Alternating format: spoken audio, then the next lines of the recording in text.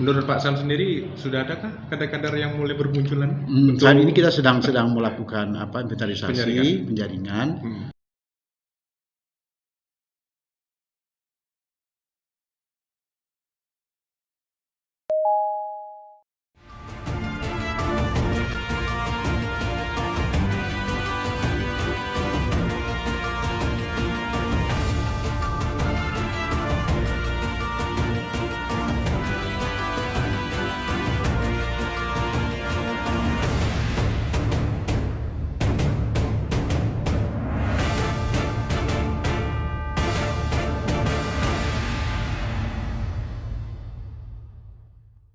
Assalamualaikum warahmatullahi wabarakatuh. Waalaikumsalam warahmatullahi wabarakatuh. Jumpa lagi kita di podcast Mengebiri, mengupas seputar berita yang ada di Provinsi Riau.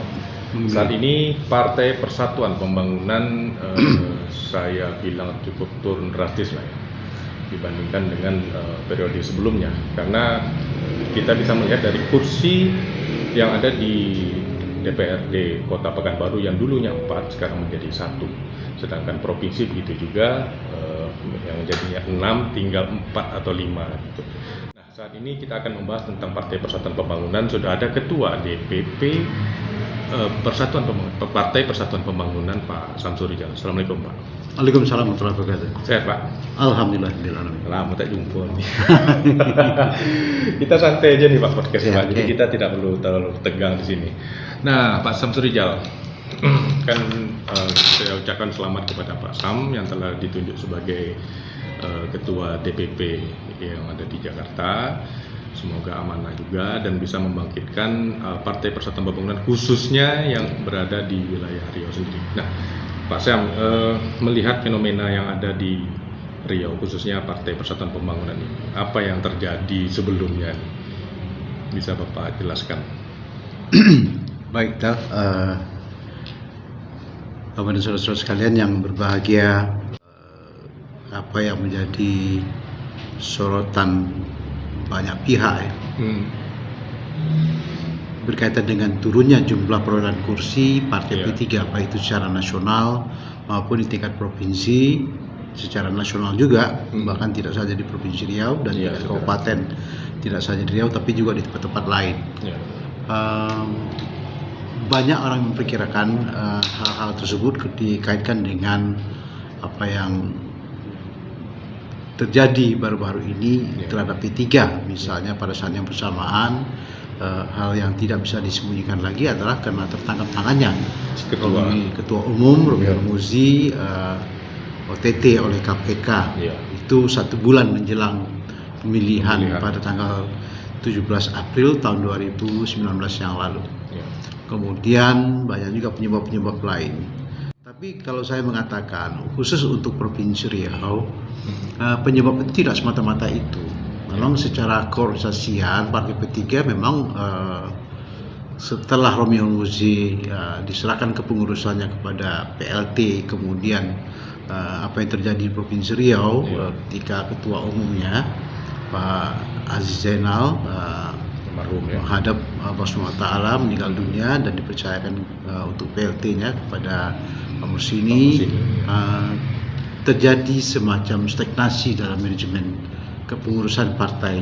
Jadi stagnasi itulah yang membuat semuanya pada tercengang dan tak tahu mengerti mau berbuat apa.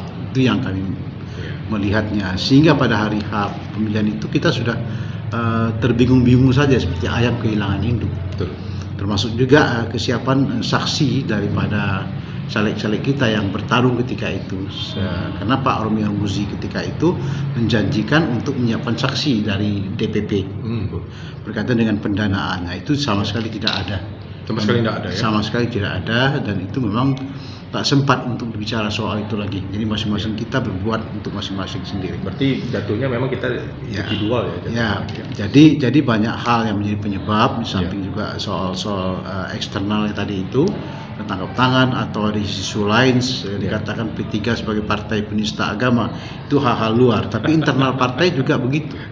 Terjadi stagnasi kepemimpinan ketika ada yang tertangkap tangan, dan untuk Riau khususnya meninggal dunia yang menjadi ketua umum kita. Jadi itu semuanya menjadi penyebab yang terakumulasi secara sontak semuanya, membuat kita tak bisa berbuat banyak dan terdiam.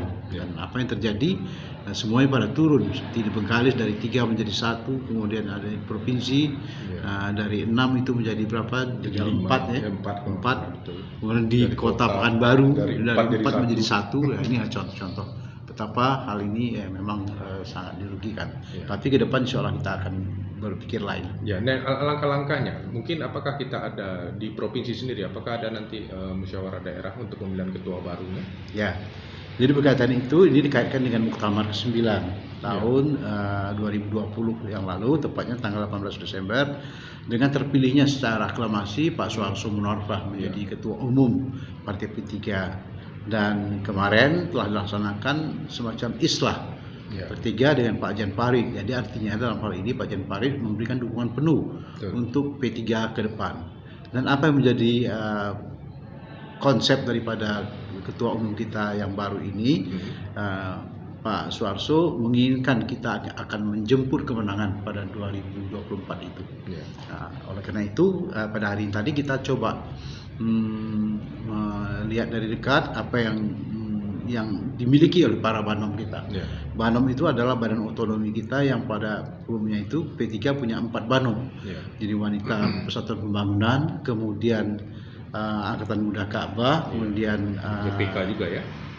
Gerakan Muda Ka'bah serta Generasi Muda Pembangunan Indonesia. Jadi GMPI ini juga merupakan angkatan muda. Nah, kita memberikan penekanan kepada mereka karena kita mesti memaklumi pada tahun 2024 itu pemilih kita itu didominasi pada mereka yang generasi milenial. Jadi kelompok milenial ini menjadi pemilih yang dominan, mencapai hampir 55% atau 60% dari total pemilih, ya 190-an juta nanti diperkirakan. Nah, sekitar 50% lebih itu adalah mereka para milenial. Nah, dari milenial sendiri bisa nggak kita mengambil orang-orang milenial untuk masuk P3 sendiri ataupun di banom-banom? Inilah tadi kita menggunakan, hari ini kita bertemu, tapi saya katakan tadi itu ini bukan untuk pertama kita bertemu dan bukan untuk terakhir. Ya, artinya akan ada pertemuan-pertemuan berikutnya yang kita akan membicarakan secara lebih mendetail soal apa yang akan dilakukan oleh para banom ini, khususnya terhadap wanita Persatuan Pembangunan ini, bisa merekrut para wanita-wanita yang ada di luar sana untuk mereka bersatu padu, karena mereka pada umumnya adalah muslimah-muslimah. Bagaimana kita bisa mengkait mereka melalui katakanlah dari majelis-majelis taklim yang ada di masjid. Ini yang kita harapkan para banom dari WPP. Begitu juga Angkatan Muda Ka'bah dan Gerakan Muda Ka'bah ini juga ini kita harapkan mereka punya aksi ke depan. Tapi bagaimana langkahnya kita akan rumuskan belakangan. Jadi dalam bentuk program, karena insya Allah mudah-mudahan tanggal 26, 27, 28 Maret ini kita akan mendapat arahan dari pemerintah pusat, dari DPP kita terhadap 45 anggota pengurus harian DPP. Jadi pengurus harian kita untuk dimalui itu jumlahnya dari 150-an ketika itu dulu. Nah, sekarang di kepengurusan 2020-2025 ini berubah menjadi hanya 45 orang. Disederhanakan. Insyaallah mudah-mudahan terhadap DPW yang nantinya akan segera kita laksanakan muswil. Paling lambat muswil itu sudah dilaksanakan pada bulan Juni tahun 2021 ini. Tanggal 4 Juni itu batas akhir untuk pelaksanaan muswil di semua 34 provinsi yang ada di Indonesia itu. Ya, karena kan diperkirakan kemarin bulan Maret, berarti untuk April, Mei, berarti setelah puasa, setelah Lebaran. Ya, jadi kita berpegang pada SK Menhumkam. SK Menhumkam itu 4 Maret. Jadi semua DPW itu untuk DPP. Jadi semua DPW mesti sudah terbentuk 3 bulan sesudah SK itu kita terima. Jadi 4 Maret tambah dengan 3 bulan ke depan jatuhnya 4 Juni. Itu batas akhir. Dan sudah itu akan dilaksanakan muscap. Jadi untuk Provinsi Riau kita menginginkan calon-calonnya betul-betul yang Nah, independen itu dia. dari kader sendiri. Oh, dari kader sendiri ya? Ya, kita harapkan demikian. Tidak Iya. mungkin kita menyeberang jauh Menyeberang langsung jauh. menjadi ketua Kalau dia DPW. punya peluru juga. Karena tidak bicara soal peluru aja, kalau soal ketua DPW Iya, kita iya, bicara iya. juga soal etika Etika kepartaian. kepartaian, Ya. ya. Siap. Etika kepartaian itu masa orang dari luar tak dari mana-mana menjadi ketua DPW kan aneh juga. Iya, iya, iya. Karena kita tidak bicara soal peluru, soal keuangan saja, Hmm. tapi ya bagaimana penghayatan ke P3-an dari si kader yang bersangkutan. Nah, Tapi itu kalau misalnya menjadi gini, ukuran. taruhlah misalnya dia punya sesuatu hal yang lebih, kemudian dia mau membangun dan mau apa namanya ya lebih kurang mau mengangkat kursi juga di DPRD sendiri. Gitu. Ukuran yang mau kita pakai dia mau untuk bisa mengangkat kursi itu apa? Kan tak bisa kita ukur sekarang Iya, apa iya. yang dibuat. Tapi kalau kader itu bisa kita ukur dia sudah berbuat apa, dan itu ada syaratnya dalam anggaran dasar dan anggaran rumah tangga kita, dan sudah ada di dalam petunjuk operasional organisasi kita. Jadi petunjuk organisasi untuk P3 khusus untuk Muswil itu ada aturannya sudah. Menurut Pak Sam sendiri sudah adakah kader-kader yang mulai bermunculan? Saat ini kita sedang melakukan inventarisasi, penjaringan. Tapi yang senior di tempat kita ada, Oh, ada. mereka yang sudah duduk misalnya di anggota dewan lah ya. di ketua umum, Ketua umum. di Ketua- ketua ya. Di cabang ataupun di wilayah ya. Ya, itu syaratnya kan. Itu syaratnya ya. Artinya kita mesti juga mengutamakan KDR. Setidaknya kita Ya. bisa ukur itu dari penghayatannya ke P3-nya itu. Dan itu mesti kita apakan. Setidaknya dia menghayati 5 tahun Ya. selama ini kan, itu minimal. Yang pasti dia pertama udah harus kader, kedua dia harus bisa mengangkat juga nih. Ya tentunya iya. Nah Tentunya. itu makanya kita pilih. Nah, Tapi kan sudah ada aturan. Ketimbang tadi itu kita dikatakan tadi Ada peluru. ada peluru saja, karena tidak cukup dengan peluru. Bisa nanti orang pasar itu atau siapa yang apa, dan dia jadikan ini sebagai jembatan aja untuk melompat ke suatu tempat misalnya kan. Betul. Nah, ini yang tidak kita bisa terima itu. Kita Nah. betul-betul yang menghayati P3-nya itu. Betul. Nah, menarik kemarin saya sempat bahas tentang Pilgubri 2024 mulai memanas. Nah, apakah Pak Sam pingin lagi? Kemarin Nah, yang saya sudah kira. kan kita tahu Pak Sam juga sering maju di namanya Pilgubri. Kemudian Pak Sam sekarang sudah istilahnya sudah berlabuh di P3 juga. Tadi juga ditagih juga oleh Ketua GPK Provinsi Riau untuk bersiap-siap. Tanggapan Pak Sam sendiri nih terhadap Pilgubri ini. Ya, kalau itu kan masih saya katakan dengan bahasa yang masih lama. Oh, masih lama ya, masih Kita berikan 2024 ya. keputusan, dan Iya. itu adalah bukan keputusan politis yang Iya. kita kalau salah-salah menetapkan keputusan politis itu bisa dipolitisir. Betul. Ya itu yang apa berbahayanya. Nah, Itu berbahayanya ya. bukan politis kan. Iya, Nah, iya, itu iya. tahu saya dulu lah. Tahu saya dulu. Daripada menyakitkan kepala kan. Betul. Jadi guys, saya jumpa Pak Sam ini waktu kita sama-sama nyalek nih. Ya, Di Rumah dulu. Sakit Jiwa Pak ya. Kita jumpa Iya, waktu itu. lulus itu ya. Kita lulus semua.